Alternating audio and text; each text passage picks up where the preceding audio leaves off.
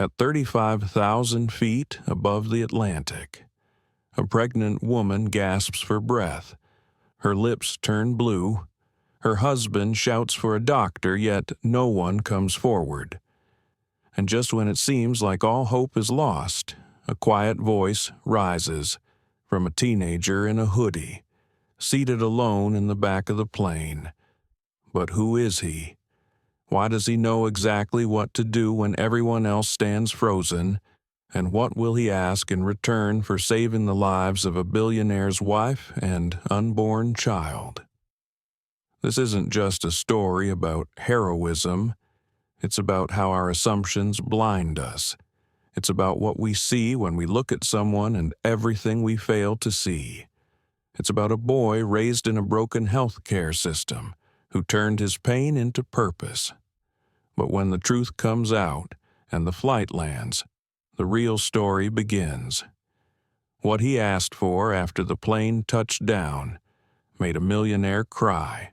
If you're ready for a story that will move your heart, challenge your thinking, and stay with you long after it ends, hit like, share, and subscribe, then settle in.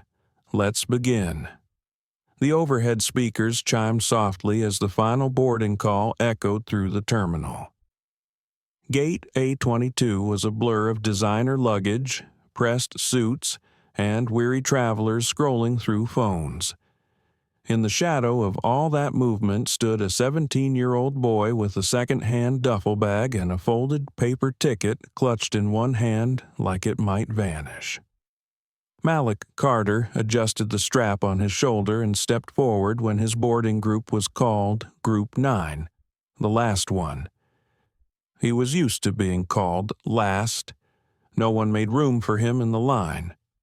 A man in a Patagonia vest glanced back, then forward again as if Malik wasn't there. A mother shifted her toddler away subtly, not unkindly, but instinctively. Malik pretended not to notice. He'd grown up reading gestures like those the way others read street signs, quiet markers of how much space you were allowed to take up. The gate agent barely looked up as she scanned his ticket. "Straight back," she muttered. "Row 33, seat, B middle seat, no window, no aisle." Of course. The narrow plane aisle felt even tighter with passengers jamming overhead bins and jockeying for space. Malik moved carefully, apologizing quietly when someone's shoulder bumped his. His hoodie sleeves were pushed back, revealing lean, nervous arms. His hair was cropped close.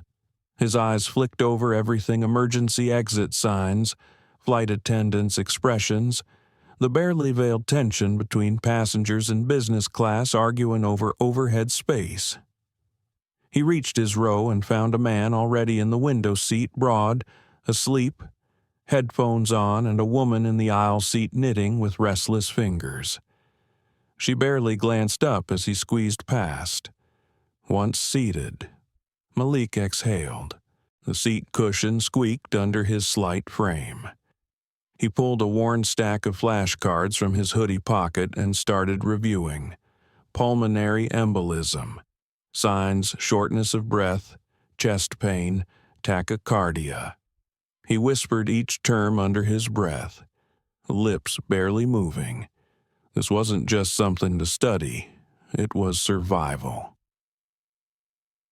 It had taken him 3 years to save enough for this trip, part-time work at a pharmacy, tutoring biology, leftover birthday money, and the last of his mother's life insurance.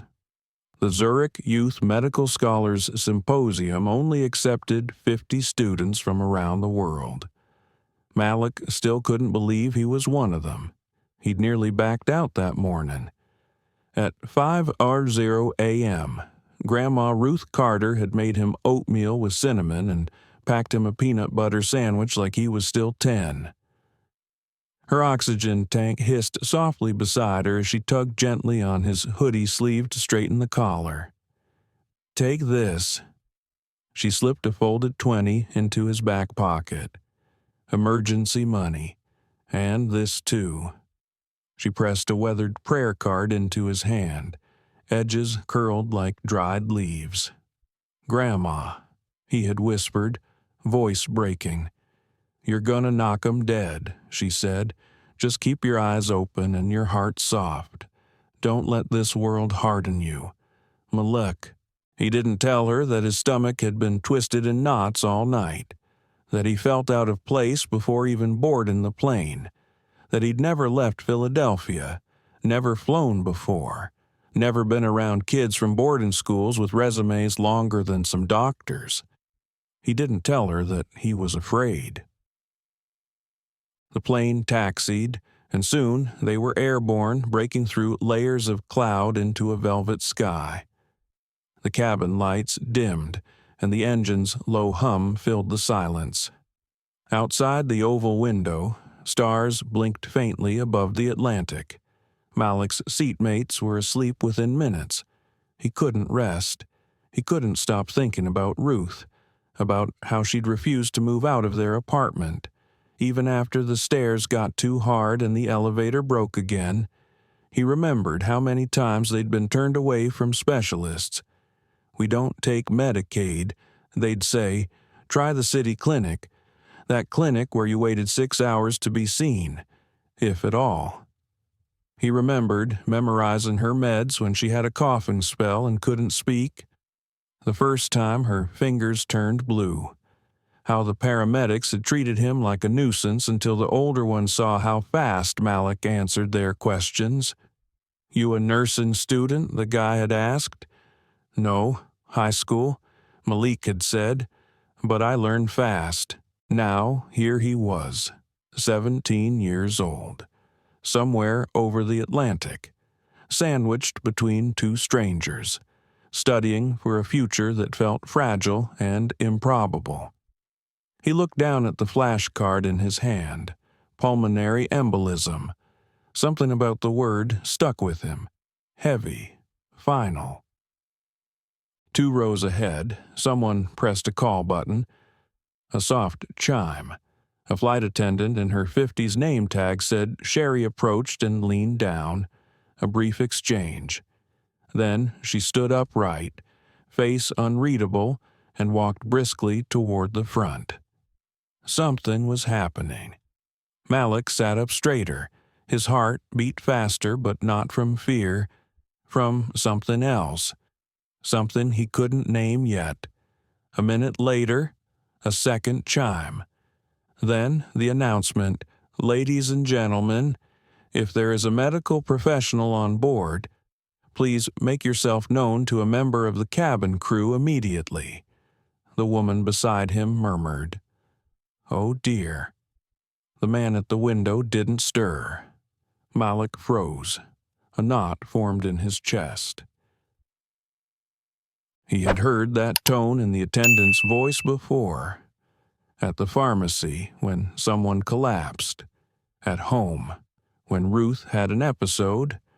It wasn't panic, not yet, but it was close. He turned slowly in his seat, looking down the narrow aisle toward first class. He couldn't see anything, just whispers, rustling, tension. "Is it bad?" he asked the woman beside him. She shrugged, unsure. Malek's fingers tightened around his flashcards. One slipped from the stack, drifting into the aisle. He bent to pick it up, then froze. The card read pulmonary embolism. Sudden shortness of breath, chest pain, rapid pulse, high-risk pregnancy, inactivity, recent surgery. He stared at it, then sat upright and listened harder. The first-class cabin was hushed, a floating sanctuary above the chaos of the world below. Padded pods reclined gently like clouds. Champagne sparkled in crystal flutes, and ambient lighting cast a soft glow across the curved cabin walls. Davis Langford sank into his seat, watching the lights fade from orange to indigo, mimicking the dusk outside. It should have been peaceful, but he couldn't shake the feeling that something was coming. Across from him, Eleanor, His wife of 11 years adjusted the small silk pillow behind her lower back and shifted with a wince. She was 28 weeks pregnant and radiant in a way that almost made him believe again after years of disappointment and false hope. "You okay?" he asked, keeping his voice light. She gave him a tired smile. "Just tightness. Probably Braxton Hicks again." Davis nodded, but inside, tension coiled. Braxton Hicks. Practice contractions. That's what the OB had called them last week, but he hated the term, hated anything that made her uncomfortable. After 4 miscarriages, every twitch, every wince, felt like a countdown clock he couldn't see. He glanced at her hands, long fingers resting protectively over the swell of her belly. The wedding band he'd given her shimmered under the cabin light, catching on the edge of her maternity sweater. She looked so calm. He envied it. "You want some sparkling water?" he offered, already reaching for the service button. "I'm fine, Dav," she said softly. "Sit. Enjoy the flight. I just want to make sure I know." She touched his arm gently. "But hovering doesn't make it better. It just makes both of us nervous." He leaned back, chastened, across the aisle. A flight attendant set down their meal trays, artfully arranged sea bass, warm rolls, a tiny ramekin of something sweet. Davis noticed how the server smiled a little longer at him than at Eleanor. He always noticed. Sometimes Eleanor noticed too. She said nothing this time. Earlier that day, the Langfords had glided through JFK's private TSA screening lane with practiced efficiency. The staff at the airline's elite lounge had greeted Davis by name. Someone brought Eleanor a plush blanket and a ginger tea without asking. Davis had taken a few business calls while she dozed, his voice low, firm, reassuring. That morning, he'd closed a multi-million-dollar deal with a Danish pharmaceutical company while Eleanor read a book on mindful parenting. They were the perfect picture of success, and that was the problem. Davis didn't believe in pictures anymore. He believed in contingency plans, backup oxygen, concierge doctors, security details. He had seen too much of the world to trust it. This trip to Geneva, originally meant for an awards summit, had nearly been canceled twice. Eleanor had insisted on going. "We need to live," she'd said. "We can't just wait for disaster." So here they were, waiting in the sky. Eleanor pushed the tray away. Appetite gone. Her hands trembled slightly, though she kept her face composed. She didn't want Davis to worry more than he already did. Inside, though, her body felt off. She'd been feeling compressed, not pain exactly, but a pressure building in her ribs, behind her breastbone. The air in the cabin seemed thinner. Her breaths came shorter than she wanted, and her ankles swollen in a way they hadn't been yesterday. Maybe it was altitude. Maybe just nerves. She rested her head back and closed her eyes, hoping to will it all away. Davis sipped his wine and opened his laptop. Even at 35,000 feet, he kept his inbox running offline. He toggled through unread messages, PR teams coordinating the Langford Foundation's hospital project in Jakarta, a letter from a senator requesting a donation for the midterms, and 5 requests from tech journalists begging for a quote on his latest AI deal. He skimmed them all without really reading. What stuck in his mind was something his assistant had said that morning. "You're the only billionaire I know who still schedules his own wife's doctor appointments." He'd laughed, but it wasn't a joke. It was the only thing that made sense to him anymore. Outside, the Atlantic stretched endlessly beneath them, a dark mirror to the world they'd left behind. The gentle chime of another seatbelt sign echoed through the cabin. Light turbulence rolled under them like a slow heartbeat. Then Eleanor coughed. It wasn't loud, but Davis looked up instantly. "You okay?" he asked again, trying not to sound as sharp as he felt. She waved a hand. Just dry air. But she coughed again, and this time she winced with it. "You don't look okay." Davis sat forward. "Do you need water?" Or she touched her chest, just a little tight. He hit the call button. A flight attendant appeared quickly efficient, composed. "Mr. Langford, how can I assist you?" "My wife's not feeling well." The attendant turned to Eleanor.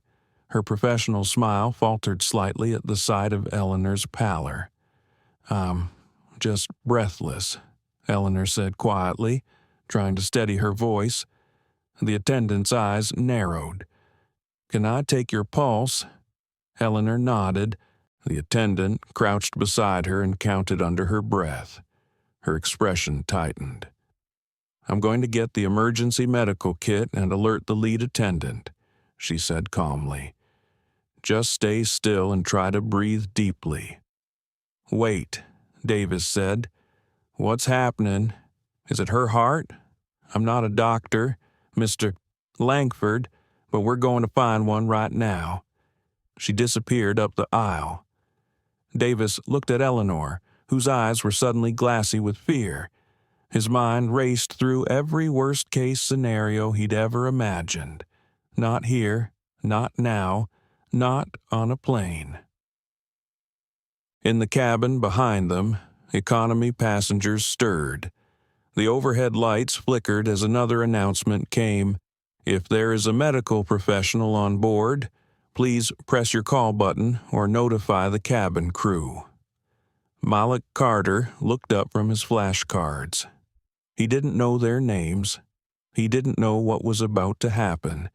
But somehow, he knew this was his moment, 8 hours earlier. Malik Carter stood in the narrow hallway of his grandmother's apartment, zippered into his only good hoodie and trying not to cry. "Don't look so tense," Grandma Ruth said as she tucked a neatly folded prayer card into the side pocket of his duffel. "You look like somebody's sentencing you, not flying to Switzerland." He cracked a small smile. "I've just never left Philly." "You've never left our zip code," she corrected, eyes twinkling. Her oxygen tank hissed softly at her side. "But that doesn't mean you don't belong out there. The sky don't care where you came from, baby, only where you're going." Her voice was light, but he noticed how slowly she moved today. Her hands, once steady enough to suture torn fabric and raise a boy, trembled slightly as they brushed imaginary dust from his sleeve. "I'll be fine," she said, sensing his thoughts. "I've got 2 weeks' worth of meds and the neighbor checking in." He wanted to believe her. The truth was, Ruth Carter hadn't had a proper checkup in 6 months, not since the last time their local clinic ran out of inhalers. Medicaid only covered so much. Every night, Malik had prayed this trip wouldn't cost him more than his savings. The taxi fare to the airport took more than he planned. The driver grunted when Malik paid with crumpled small bills, eyeing him in the rear view as if waiting for a trick. Inside JFK, he stood still for a moment, watching the chaos couples pulling luggage with practiced ease. Families huddled around kiosks, headphones, coffee cups, platinum cards flashing, a world apart from South Philly. He gripped his boarding pass, Zurich. It still felt unreal. The Youth Medical Scholars Symposium had only accepted 50 students globally. Malik had written the application in one sitting after pulling an all-nighter helping Grandma through a breathing episode. His recommendation letter had come from Mr. Anders, his AP bio teacher, who described him as a once-in-a-generation intuitive medical thinker. Malik thought that was generous. He just didn't like not knowing how to help someone he loved. At the check-in line, he waited behind a man arguing about baggage limits. The agent barely looked at Malik when it was his turn. Her smile didn't reach her eyes. "Economy, 1 bag, no upgrades," she recited, handing over a flimsy boarding slip. In the security line, he felt eyes again on his hoodie, on the creased shoes, the tattered nylon backpack. A TSA agent pulled him aside for a random check. He didn't flinch. He was used to it, but it still stung. Like Grandma said, being invisible is still being seen, just in a different way. Far across the terminal, Davis and Eleanor Langford had been whisked through a private security lane where no one asked questions. A man in a blazer had met them curbside and wheeled their matching leather suitcases into the first-class lounge. Malik passed that lounge on the way to his gate. Through its smoked glass walls, he glimpsed Eleanor reclining with her hands cradled in her belly while Davis tapped on a tablet. They looked serene, untouchable. He didn't recognize them as anyone important. Just another pair of strangers living lives he could only imagine. At gate A22, Malik sank into a plastic chair and pulled out his flashcards. Around him, a middle-aged couple bickered over carry-on space. A child spilled orange juice. A teenager took selfies in front of the window. Normal chaos. He flipped through cards until his eyes blurred cardiac arrhythmia, COPD, deep vein thrombosis, anaphylaxis. He paused at that last one. Grandma had taught him how to use an EpiPen when he was 11. "You learn because you have to," she'd said, "not because someone tells you you're ready." They called first class to board, and Malik watched the Langfords walk up. Eleanor moved with deliberate care, one hand on her lower back. Davis hovered like a bodyguard checking her, checking their boarding passes, checking their surroundings. The flight attendant stood straighter when they approached, smiling wider. Malik took that in. The body language, the unspoken choreography of privilege. Then he looked down at his own hands, the calluses from handling oxygen tanks, the ink stains from scribbled medical notes, the bandage on his thumb from slicing open an old inhaler trying to fix the broken valve. He had earned his ticket here, every inch of it, but he still felt like a stowaway. Group 9 finally boarded. As Malik stepped onto the jet bridge, he felt the shift air thicker with recycled pressure, the hush of contained movement. He kept his eyes forward, trying not to brush against anyone, trying not to take up too much space inside the plane. He found his seat near the very back, middle row. He ducked past an elderly man already asleep and a woman digging in her purse for snacks. He offered a quiet sorry as he slid into place. The seatbelt barely clicked shut over his hoodie. He exhaled, then took out the flash card again. Pulmonary embolism, shortness of breath, leg swelling, sharp chest pain. Risk factors include long periods of sitting and pregnancy. He read it 3 times. Didn't know why. Didn't know it would be the most important card in the deck. Up front. Eleanor Langford shifted uncomfortably in her seat. She pressed a hand against her chest and frowned.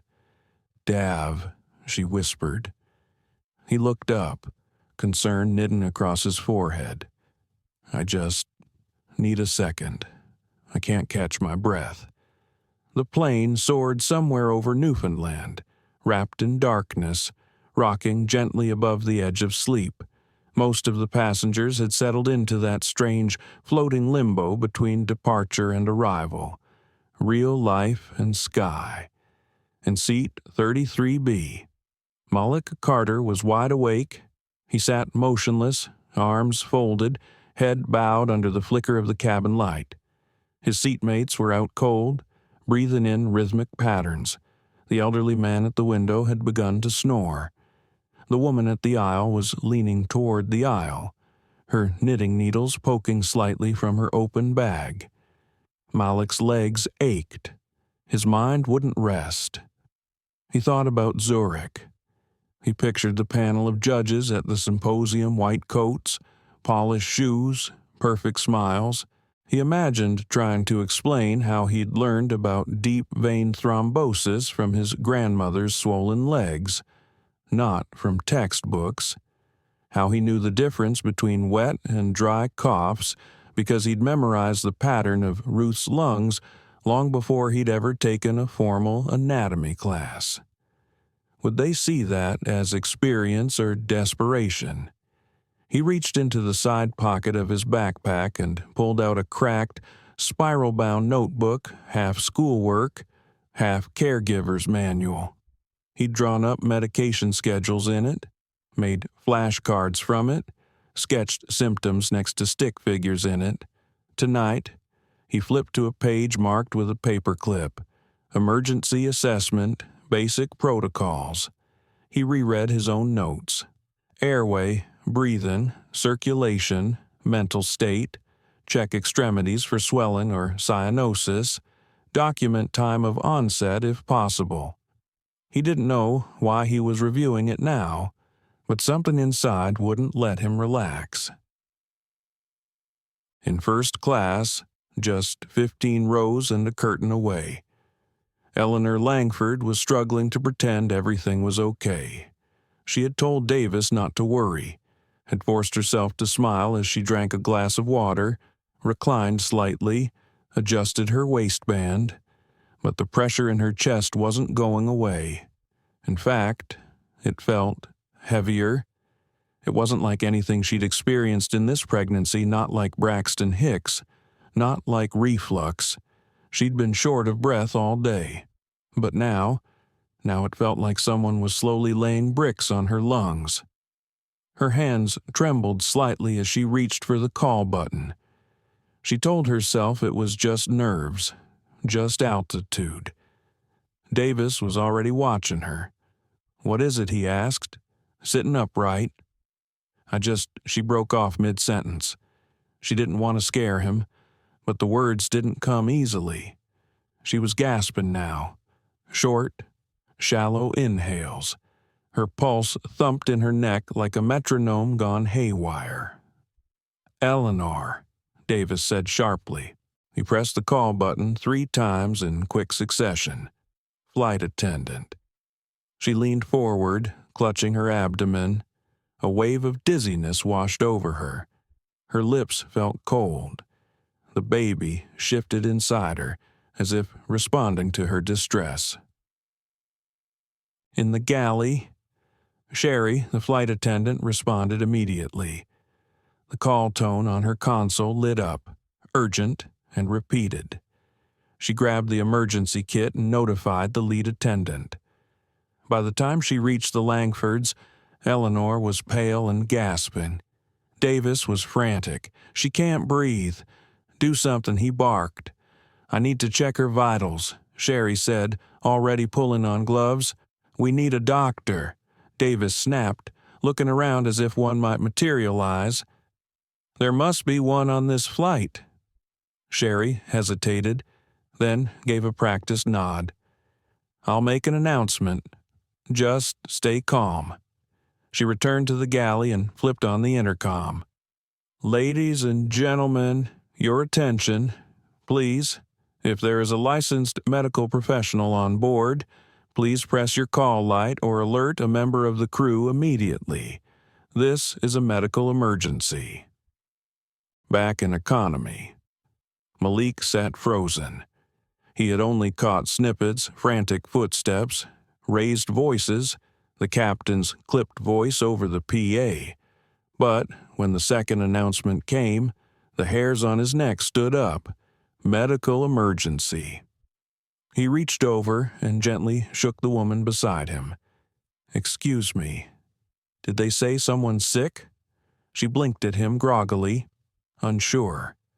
Then the flight attendant's voice echoed again. "If there is a doctor or nurse on board, please come forward." Something clicked in Malik's brain. He remembered the symptoms: sudden breathlessness, chest tightness, cold skin, anxiety, rapid heart rate, pulmonary embolism. He stood halfway, looking down the aisle toward the front of the plane. He couldn't see who it was, but something in him said, "She's pregnant." He thought about his flashcard. He thought about the pressure Ruth used to describe like someone sitting on my ribs. His mouth was dry. He hesitated. "You're not a doctor. You're a kid. You're wearing a hoodie. No one will believe you." Then he remembered something else Ruth had told him once, after he called 911 and performed chest compressions alone on the floor of their apartment. "The body doesn't care about your age, baby. It just cares if someone shows up." He took a deep breath, then he raised his hand. "Excuse me," he called out to the nearest flight attendant rushing by. "I'm not a doctor, but I think I might know what's happening." She didn't stop. The flight attendant didn't even glance back. Malik stood halfway in the narrow aisle, feeling the eyes around him flicker like static. Someone behind him muttered, "Sit down, kid." A man in a business shirt tugged on his headphones as if this was all just background noise. Malik's voice was steady, but quieter this time. "I think it might be a pulmonary embolism." Still nothing. He gripped the back of the seat in front of him. His heart pounded. For a split second, he considered sitting down, letting it go. Someone else, someone older, someone credentialed would surely step up. Wouldn't they? At the front of the plane, Sherry made her way back down the aisle, frustration beginning to thread her voice. Still, no one the other attendant asked. Not a soul. I checked business class. Some guy said he took a CPR class once, but that's it. What about that OB from boarding? The attendant whispered. I thought he was headed to Switzerland. Apparently missed the flight. Weather delay in D.C. They looked toward first class, where Eleanor Langford had now reclined fully, breathing in short, staccato bursts. Her hand gripped her husband's as if to ground herself, and her lips had begun to take on a bluish cast. We need help now. Davis growled. This can't wait. In row 33, Malik felt it before he thought it a knowing. It moved through his body the way instincts do, shaped not by theory, but by memory. He remembered the winter his grandmother collapsed in the hallway, gasping with her hand over her chest. He remembered the way the 911 dispatcher asked him if she could speak in full sentences. She couldn't. He remembered the paramedics asking if she had leg pain, and her nodding weakly. He remembered the pulse oximeter blinking low, and he remembered the silence on the ambulance ride to the hospital, before the ER doctor said, You're lucky he called so quickly. That time, no one else had been there, just him, like now. He stepped further into the aisle. Excuse me. He called again, this time louder. I know I'm not a doctor, but I think I know what's going on. This time, Sherry turned. Her expression tightened the way people's faces do when they brace for something uncomfortable. She sized him up with a glance, young, black, middle seat, hoodie. He didn't fit the image. You need to stay seated. Young man, she said sharply. Please, Malik insisted. You said she's pregnant. She's having chest pain, shortness of breath. Her eyebrows lifted. cautious. "Why do you ask?" Malik straightened his back. "Because if that's true, she might have a pulmonary embolism. Pregnancy increases the risk fivefold." Sherry blinked. Then, just as she opened her mouth to respond, a crackling call came from the front of the plane. "We need someone. Now." She stared at him another second longer than necessary, then made a decision. "Come with me," she said, voice low but urgent. Malik followed her down the aisle, passing rows of passengers now fully alert, murmuring, craning their necks.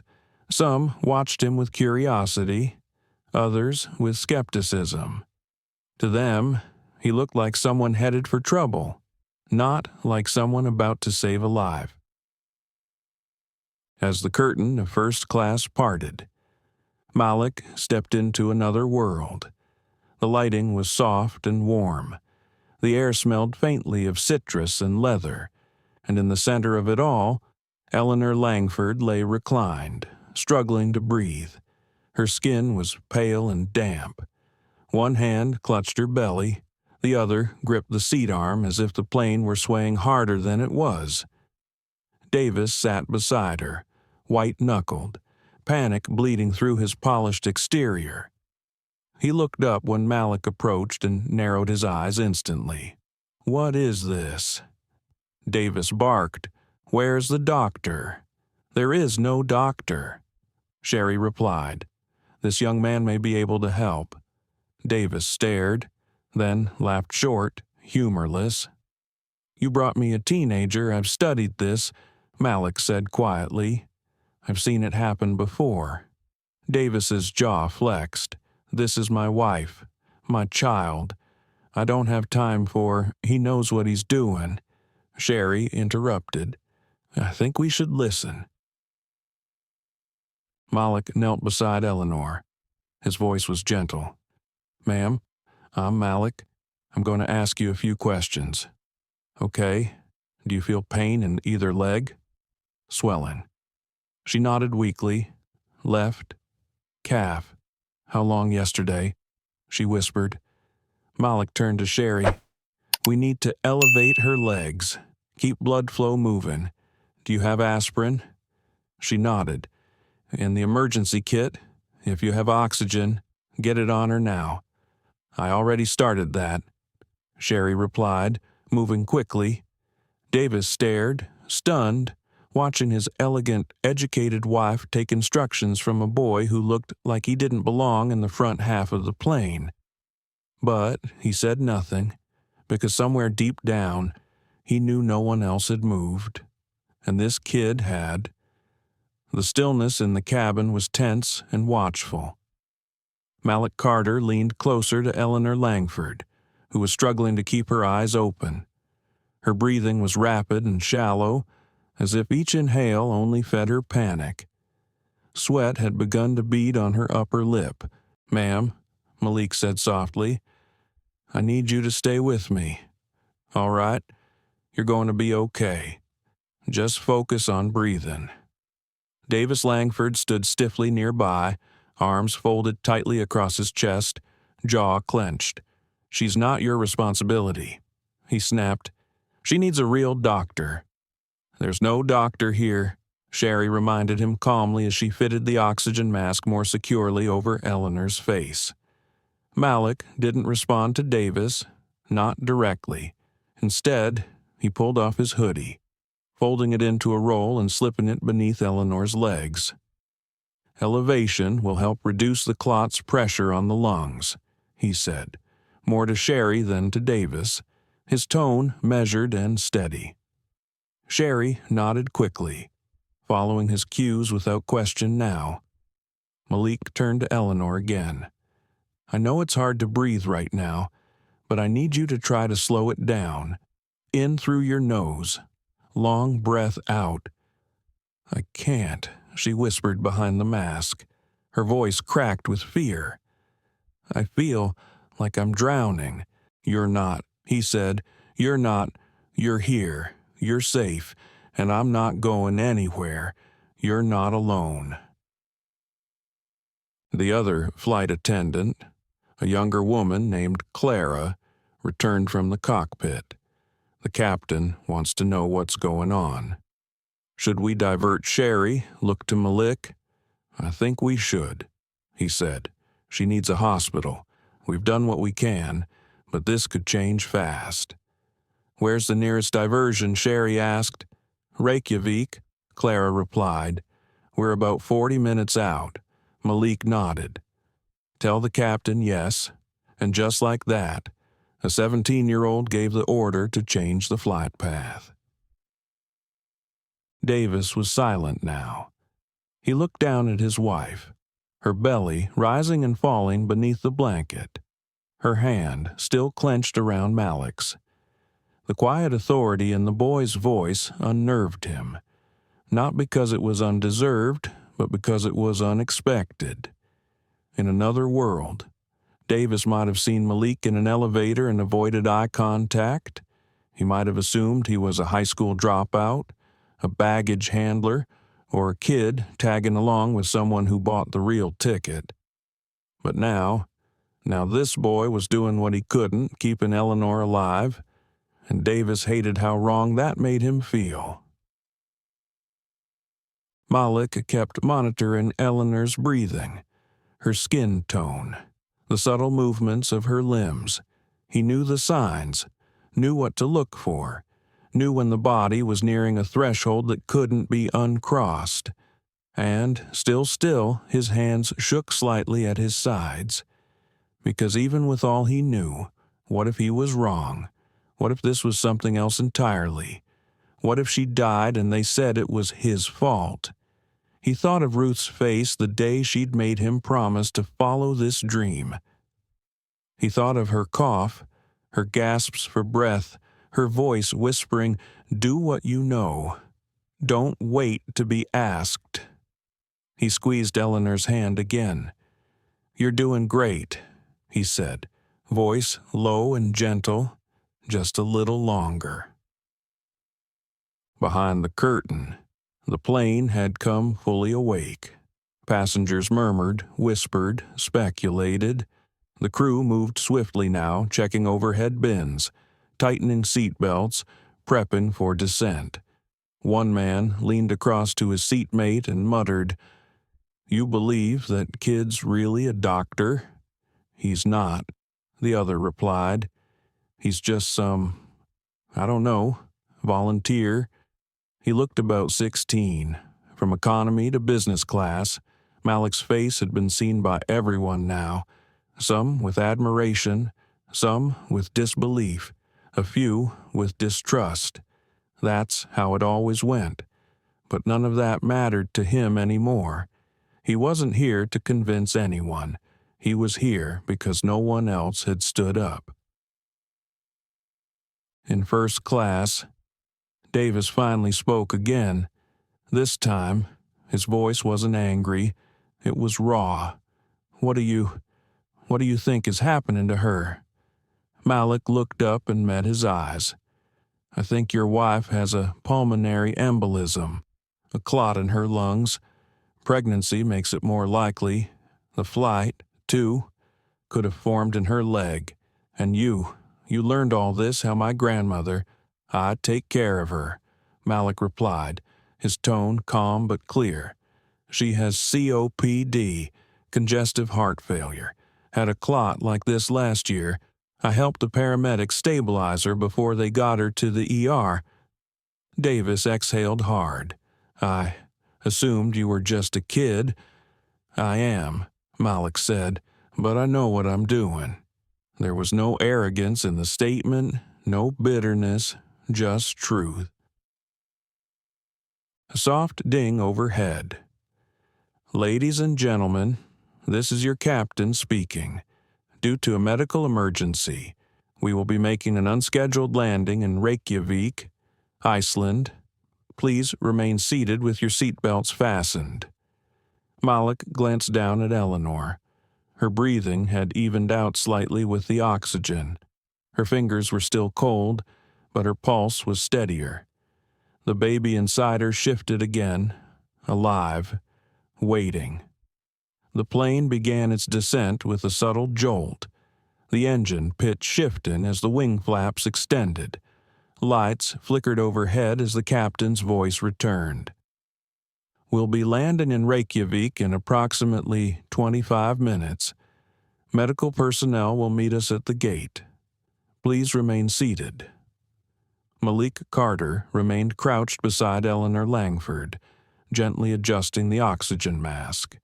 He kept one hand on her wrist, tracking her pulse still fast, but not chaotic now. Her breathing was more controlled, not great, but better. She looked at him for the first time in minutes. Really looked. Her eyes, though tired and frightened, were full of something he hadn't expected. Gratitude, maybe even trust. "I didn't think I'd still be awake," she whispered. "You're strong," Malik said softly. "You've been doing all the hard work. I'm just here to remind your body it knows what to do." Her lips curved slightly under the mask. "You remind me of someone," she said, her voice rasping. "My younger brother.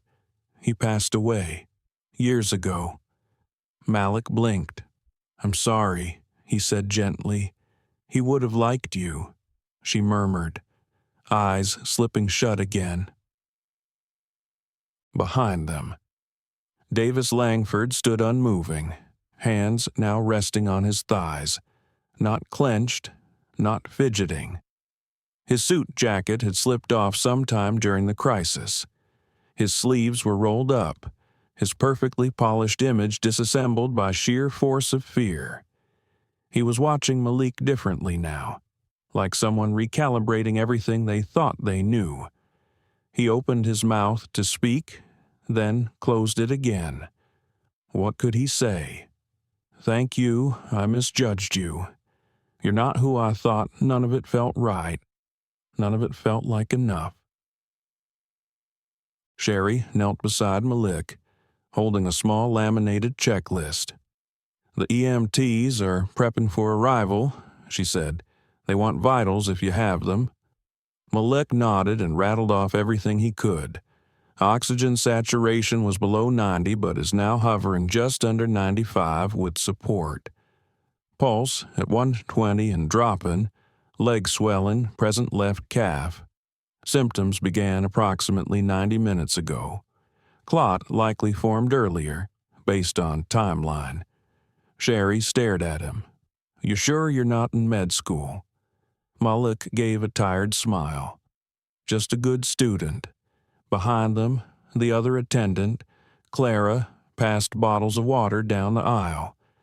She'd quietly spread the story that a teenager had stepped in when no one else could, that he had likely saved a life. There was murmuring in the rows behind them, but no more doubts. Malik shifted back to allow space for the stretcher team once the plane landed, but his legs didn't want to carry him. He suddenly realized how drained he was. His knees wobbled, his vision blurred. The adrenaline was wearing off. He hadn't thought about his own body in hours, hadn't thought about Zurich, or the program, or the interview. He looked down at the cuff of his sleeve, where a bit of Ruth's prayer card was still tucked in. A knot tightened in his chest. "I missed it." The tires screeched softly as the plane touched down on the Icelandic runway. Passengers applauded, weak and confused. Most didn't know what had happened, only that someone up front needed help, and someone else gave it. As the plane slowed, the door popped open. Emergency personnel boarded quickly. A woman in blue scrubs took over Eleanor's care, speaking rapid Icelandic into a radio, then switching to accented English. "She's stable, but we go now." Davis followed silently, one hand hovering behind Eleanor's stretcher, his eyes flicking back once to Malik. He stopped, walked over. Everyone was watching now. You didn't have to help, Davis said. Malik's voice was hoarse. She would have died if no one did. I didn't believe you, Davis added. Not at first, I assumed. He trailed off, swallowing hard. I know, Malik said, not unkindly.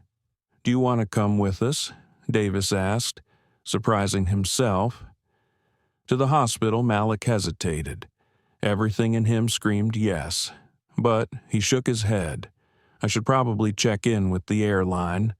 I've already missed where I was headed. Davis looked confused. Where were you going? A medical program? Zurich. Scholarship. Interview was supposed to be this morning. The realization hit Davis like a punch. You gave that up. Malik didn't respond. He didn't need to. Minutes later, as the EMTs wheeled Eleanor down the jet bridge and Davis followed, the crowd parted for them. Malik remained behind in the quiet first-class cabin, his hoodie back on, his heart heavier than he expected. Sherry handed him a water bottle. You're going to make one hell of a doctor, she said. Malik managed a tired smile. If I still get the chance. You will, she said with certainty. You earned that chance a dozen times over tonight. But as he walked back to row 33, his mind drifted not to scholarship panels or medical terms, but to his grandmother's face when he'd call and tell her he didn't make it. The waiting room at Reykjavik General Hospital was a cold contrast to the airplane sterile walls. Overhead, fluorescence that buzzed slightly. Chairs too stiff to be ignored. Outside, sleet streaked sideways across the parking lot, tapping rhythmically against the glass. Malik Carter sat hunched in one of the corner chairs, his hoodie damp from the misty walk from the tarmac. He held a paper cup of hospital coffee that had long gone cold. He hadn't said much since the EMTs wheeled Eleanor Langford behind the double doors. No one had asked him to. He wasn't family, wasn't official, just the boy from the plane. On the other side of the room. Davis Langford sat forward in his chair, elbows on his knees, fingers laced tightly. He had changed his tie off, shirt wrinkled, designer shoes speckled with Icelandic slush, the image of a man whose life had spun just slightly off axis. He hadn't looked at Malik once since entering the room. A doctor entered quietly, checking a clipboard, then approached Davis. She's stable, he said in clipped English. Pulmonary embolism. Clot likely began in lower leg, traveled to lungs. It was good someone recognized it early. Davis let out a breath he hadn't realized he'd been holding. The baby. The doctor nodded. Heart rate is good. No signs of fetal distress now, but we will keep her under observation for at least 48 hours. Anticoagulants and oxygen therapy. Davis looked past the doctor to Malik.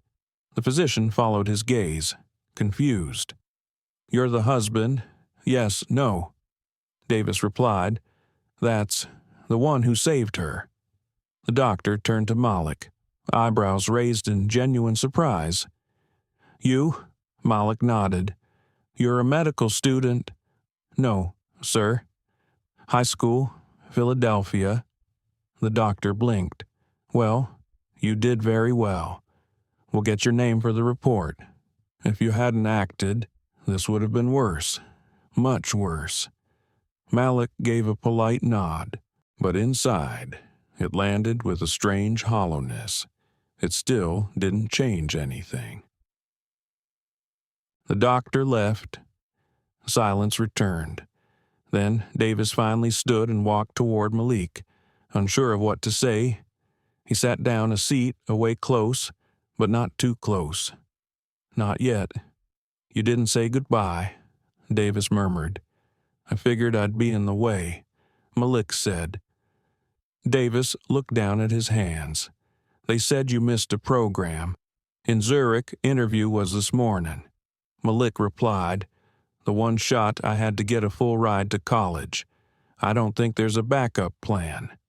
Davis flinched. Because of us. Malik's expression didn't change. Because someone needed help. He said simply. Davis looked away, ashamed. After a long moment, Malik reached into his backpack and pulled out his spiral notebook. The edges were worn, the cover marked with scribbles and post-it flags. He passed it silently to Davis. Davis opened it. Inside were diagrams of lungs, symptom trees, medication dosages, vitals tracking logs, and woven between them hand-drawn sketches of Ruth Carter, notes in careful handwriting about her daily symptoms, reminders about Medicare paperwork, instructions for emergency response. It wasn't a student's notebook, it was a caregiver's journal, a life condensed into pages no one had ever seen before. Davis turned the pages slowly, reverently. She raised you, he asked. Malik nodded. After my mom died, cancer, I was 13. Everything in here, Davis said quietly. You taught yourself I had to. Malik replied. Grandma's doctors didn't explain anything, and the hospital near us. They don't exactly invest in communities like ours. Davis shut the notebook gently. He looked different now, stripped of certainty, dressed in humility. I judged you the second I saw you, he admitted. I know, Malik said, not cruelly. I saw a hoodie, not a healer. You saw what the world trained you to see, Malik replied, voice calm. But you still stepped up when no one else did. Malik shrugged. The body doesn't care if you're ready. It just breaks anyway. That made Davis go quiet. A nurse stepped into the waiting room. She's asking for both of you. She said she's awake, and she wants to see the boy first. Davis gestured for Malik to go ahead. Malik hesitated, then stood, his legs stiff, as he followed the nurse down the hallway, fluorescent lights buzzing above. He felt everything he had been pushing down, the fear, the grief of missing Zurich, the exhaustion, the shame of being seen too late rising to the surface. When he entered the hospital room, Eleanor was sitting up slightly, her face pale but soft with recognition. Hey, she whispered. Hey, Malik said, barely able to keep his voice steady. They told me. What you did, she said. You didn't have to stay. You didn't even know us. He shook his head. Didn't matter. She reached for his hand. I'm glad you were there, she said. I hope, someday, when my kid is in the world, they get to meet someone like you. Malik swallowed hard. The lump in his throat refused to go away. You saved us, she said. Malik didn't reply. He just squeezed her hand and let the silence say everything. The sun had risen low and soft across Reykjavik, casting pale gold through the hospital windows. It lit up the linoleum floor and the worn edges of the vinyl chairs in the waiting area, where Malik Carter now sat again. Notebook balanced on his lap, phone pressed to his ear. No. Grandma, I'm okay, just tired. Her voice crackled faintly over the line. They treating you right over there in Iceland, as right as they can, he said, managing a dry smile. You'd like the nurses. One of them reminds me of you. That good or bad depends on if they're bringing food. She chuckled, then coughed softly. He listened to the rasp in her lungs, the same rhythm he knew like music. You didn't get to Zurich, did you? She said gently. Malik hesitated. No. A beat of silence. Then she said, without anger or sorrow, I figured. Malik stared down at the floor. Voice quiet. I just couldn't leave her. Not like that. You did what I raised you to do. Her voice cracked slightly, but not from illness. You did right, baby, even if the world don't always reward that. He closed his eyes. I missed it. Grandma, my one shot. No, she said firmly.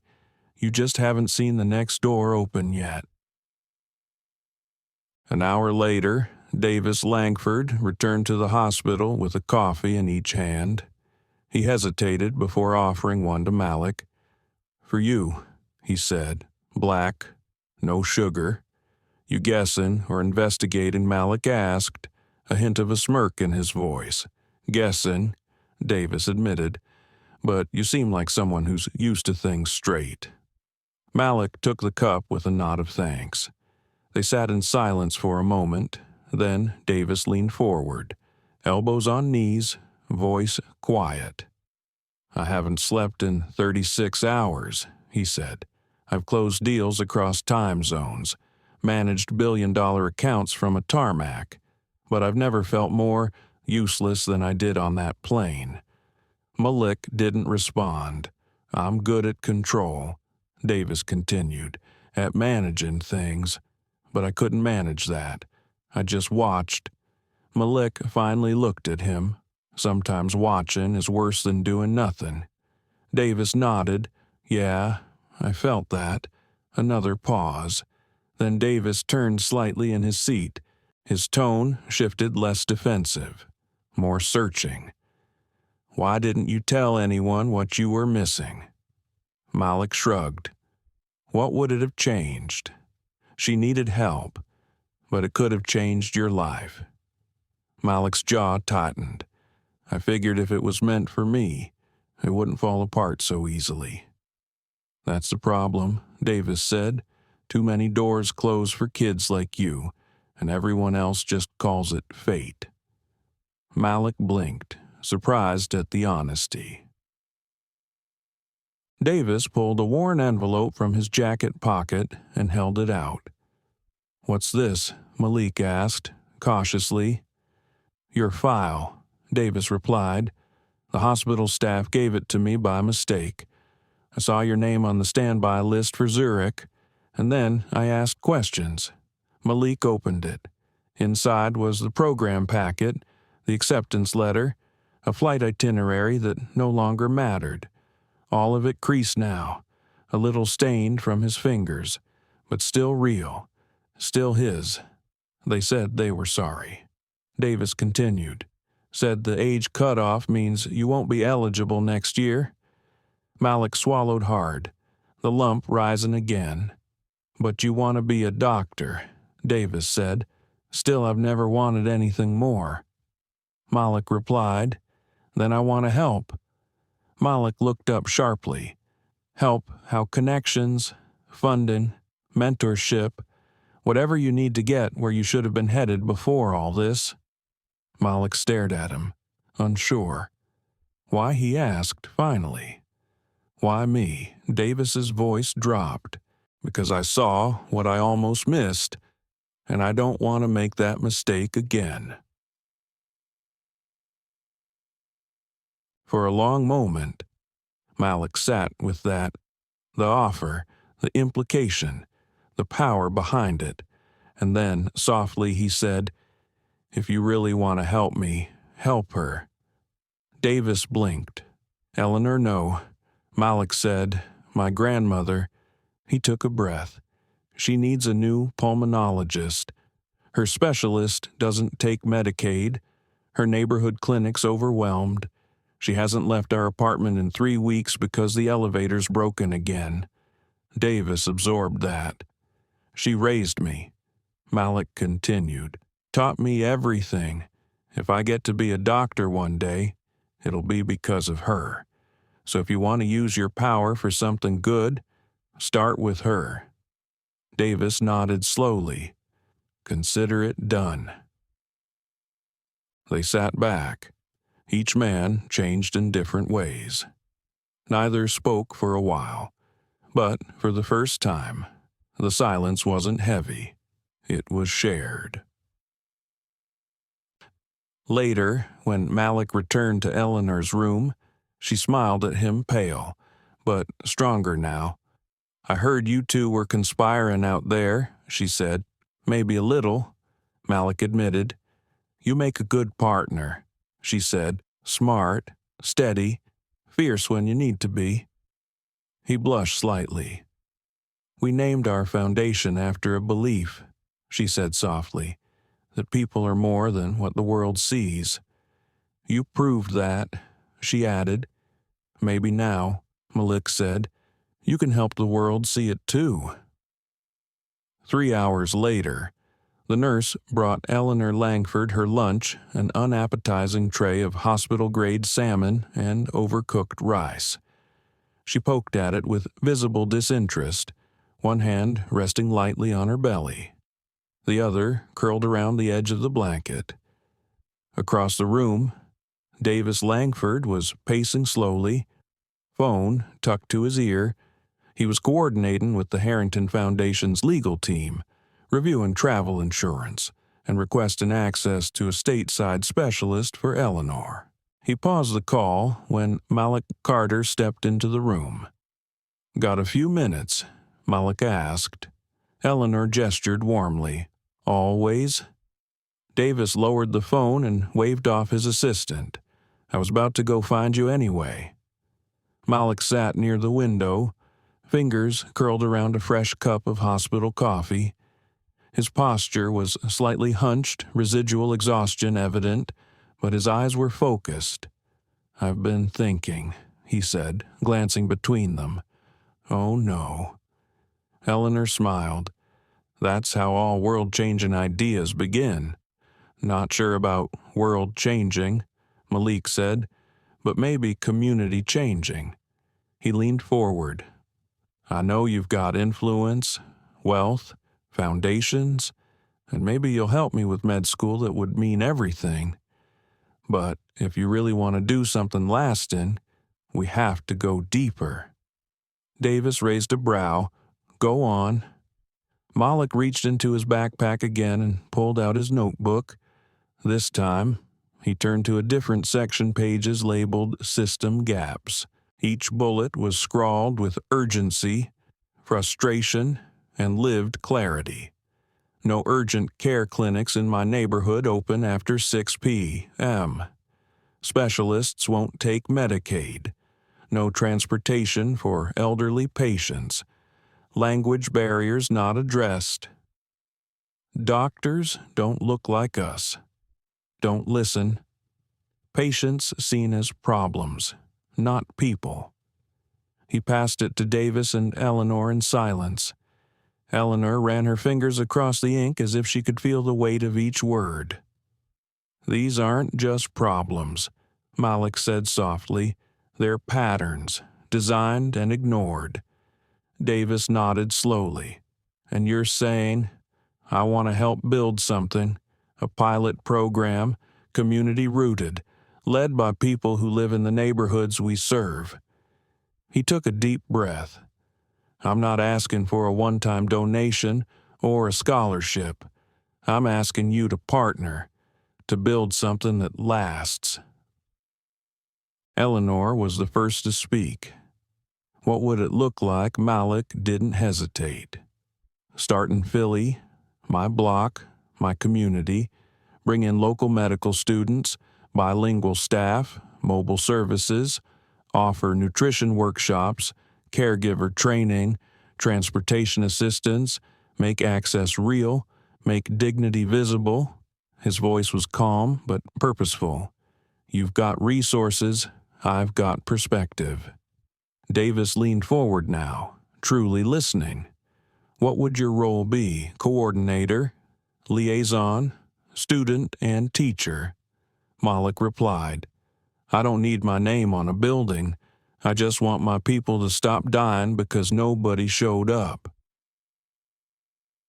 There was a silence thick with possibilities. Then Davis turned to Eleanor. "Well, I think," she said slowly, "we just found the soul of our next foundation project." Malik exhaled, his whole body seeming to sag with the release, and Eleanor added with a soft smile, "We'll start by bringing your grandmother the care she deserves." Later that evening, as the sun cast a golden hue over the snowy Icelandic hills, Malik stepped outside for the first time since the landing. The cold hit his face like a slap, fresh, bracing. He zipped up his hoodie and walked a little ways from the hospital entrance, breathing deeply. It still didn't feel quite real. The plane, the emergency, the missed opportunity, and now, this offer. It felt too big, too good.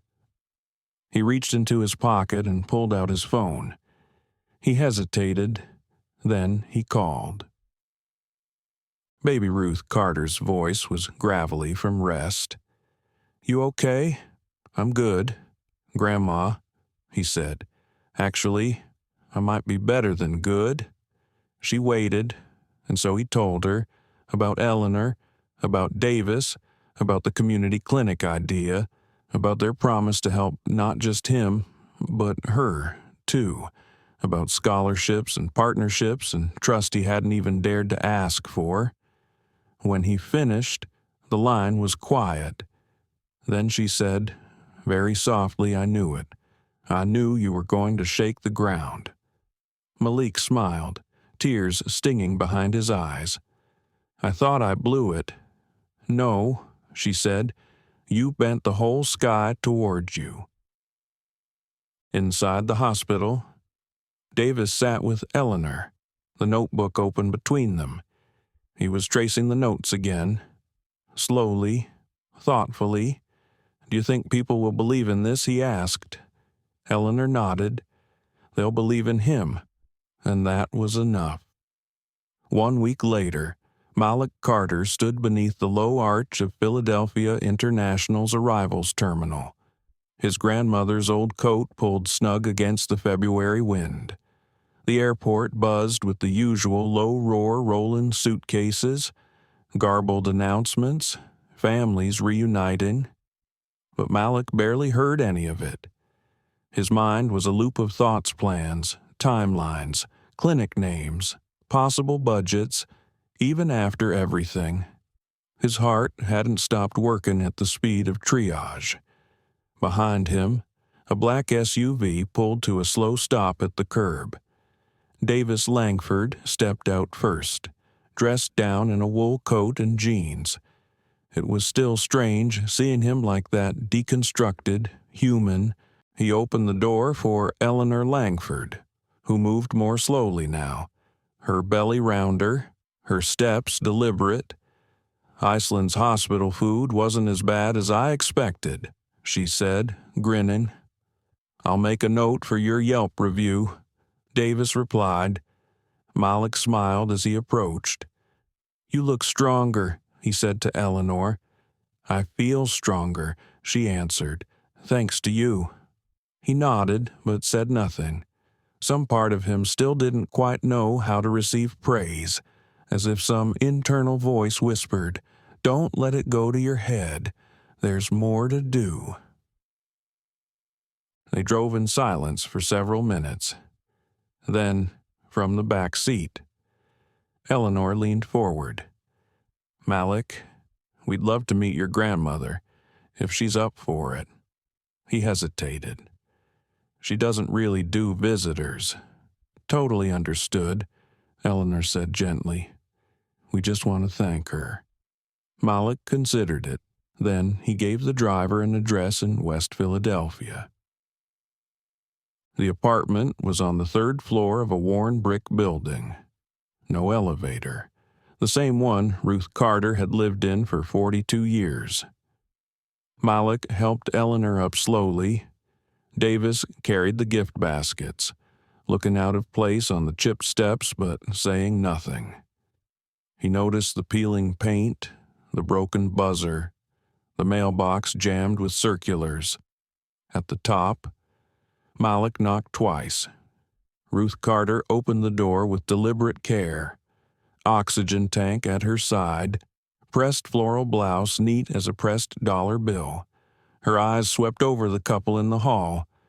"You must be the airplane people," she said, voice strong despite the rasp. "Yes, ma'am," Eleanor replied softly. "Well, come in, and take off your shoes. I don't care how rich you are, ain't no dirt getting on my clean floor." The apartment was small but immaculate. Family photos lined the walls, Malik's mother smiling from graduation, Malik in kindergarten with a crooked tie, Ruth herself in a church choir robe. It smelled like lavender and fried onions. They sat around a small table covered in lace. Davis offered the basket, fresh fruit, some teas. "I wasn't sure what you liked." "I like people who show up," Ruth said. "So I'd say you brought the right thing." Malik winced slightly. She wasn't trying to be rude, just honest. And Davis nodded, accepting it. "I hear you raised this one right," Eleanor said, gesturing to Malik. "I tried." Ruth replied, "World makes it hard sometimes. Wants to decide who's worth saving before they even get a chance." Eleanor leaned forward. "That's why we want to work with him, not just to say thank you, but because we believe in what he sees." Malik looked down, embarrassed, but Ruth smiled. "Then you'd better be ready to listen," she said. "He don't speak just to hear himself talk." They talked for nearly 2 hours about Ruth's lungs, about Malik's drawings of what the clinic could be, about what dignity looks like in a waiting room. Davis took notes, Eleanor asked questions, and when it came time to leave, Ruth said something that made them both pause at the door.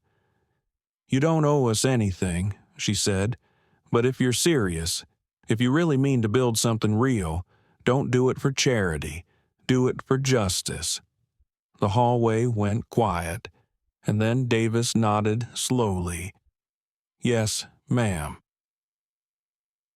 2 months later, the Langford Carter Community Health Pilot opened its first office on a quiet block in West Philly. The building had been a shuttered post office, gray brick, forgotten. Now it was full of light, green paint, and windows you could actually see through. The opening ceremony was modest, a few local news cameras, folding chairs, neighbors from every direction. Malik wore a borrowed blazer. Ruth sat in the front row, dressed in her Sunday best. Davis gave a short speech. Eleanor followed, her voice thick with emotion as she talked about the night on the plane, and the boy who stepped up. But it was Malik's words that stayed with people. He stood at the microphone, looked out at his block at the kids on bikes, the parents in folded chairs, the old women in head wraps, and said, "This building doesn't fix everything, but it's a start. A place where you're not a file number, where someone knows your name, your language, your story, where being sick doesn't mean being invisible." He paused. "And it exists, because someone believed I was more than what I looked like." 6 months later. Summer sun warmed West Philadelphia in a way that made the pavement shimmer and kids scream as they ran through fire hydrants cracked open like soda cans. The Langford Carter Community Health Center had been open for 90 days. There was still peeling paint on the corner store next door, still buses that ran late, still too many sirens after dark, but inside the clinic's cool walls, something was changing. People were showing up, and they were being seen.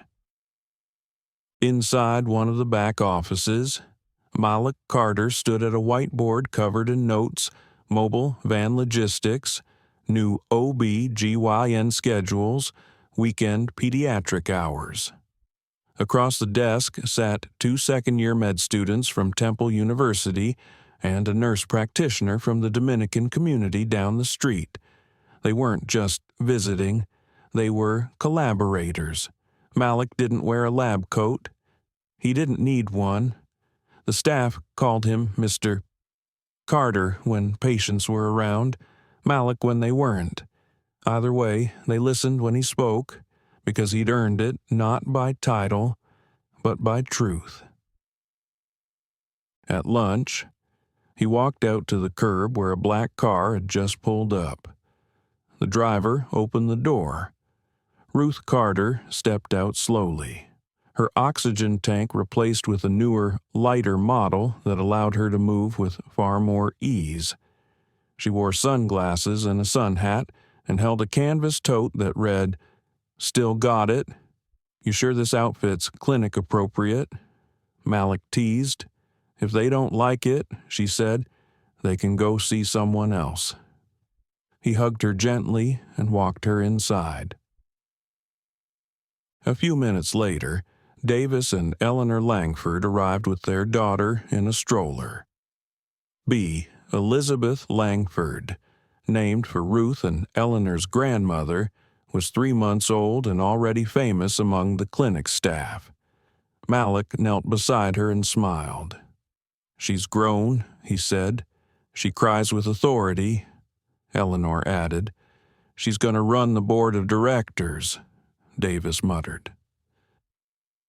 After lunch and laughter and a few rounds of catching up, the group gathered at the front of the clinic. Malik stood in front of a covered plaque bolted to the entry wall.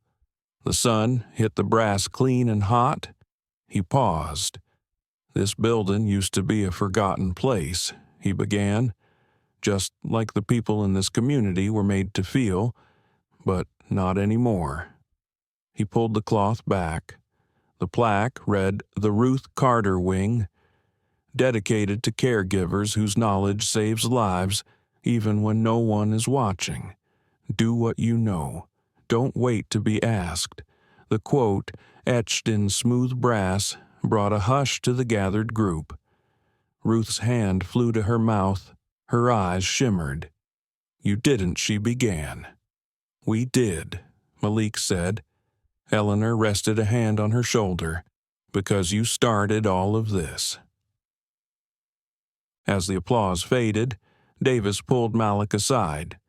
"We're expanding," he said. "Bronx next, then Baltimore, maybe Oakland. You sure you're ready for that?" Davis shrugged.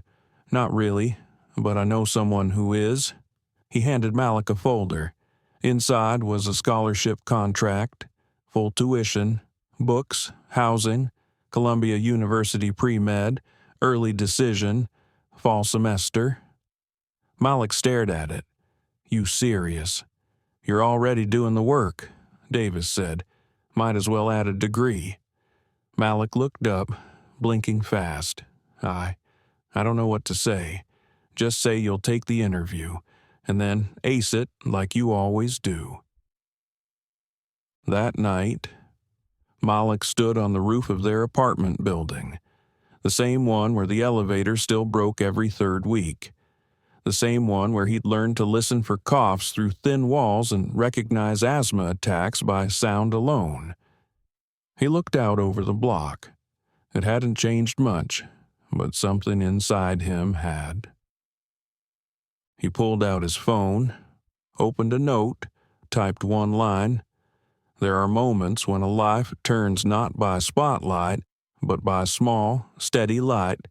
He stared at it for a while, then added, and sometimes it starts at 35,000 feet.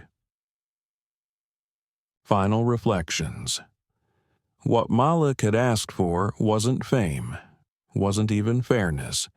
It was visibility, dignity, a chance to prove that compassion wasn't limited to degrees or dollar signs, that knowledge born of struggle had value, that communities too often neglected held their own doctors, leaders, architects just waiting to be seen. What Davis and Eleanor gave in return wasn't charity. It was space, resources, humility. They didn't save Malik. He saved them, and in doing so, helped reshape their definition of legacy. What started on a flight over the Atlantic became something bigger than any one emergency. It became a blueprint for healing, for justice, for love. Not every hero wears a white coat.